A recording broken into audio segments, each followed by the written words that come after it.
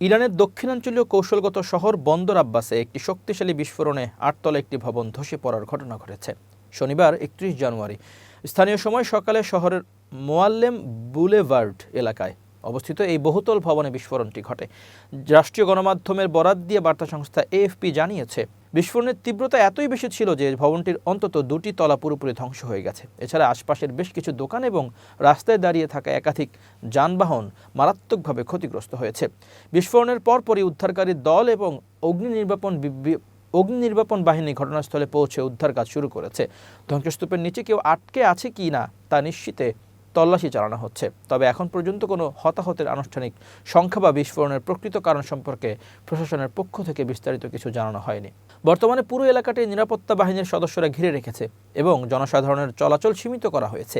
এদিকে এই বিস্ফোরণ নিয়ে সামাজিক যোগাযোগ মাধ্যম ও বিভিন্ন মহলে চাঞ্চল্যকর দাবি ছড়িয়ে পড়েছে।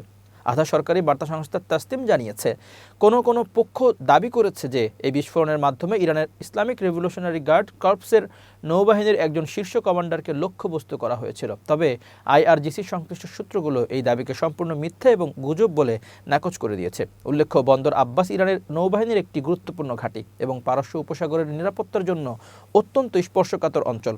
আইআরজিসি সরাসরি ইরানের সর্বোচ্চ নেতা আয়াতুল্লাহ আলী খামেনির অধীনে পরিচালিত হয় এবং দেশটির আকাশ, স্থল ও জলসীমার নিরাপত্তায় প্রধান স্তম্ভ হিসেবে কাজ করে। বন্দর আব্বাসের মতো একটি গুরুত্বপূর্ণ স্থানে এ ধরনের বিস্ফোরণ স্বাভাবিকভাবেই জনমনে আতঙ্ক সৃষ্টি করেছে।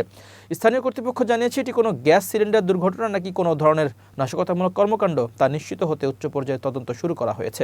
এই ঘটনার বিস্তারিত প্রতিবেদন শীঘ্রই প্রকাশ করা হবে বলে জানানো হয়েছে।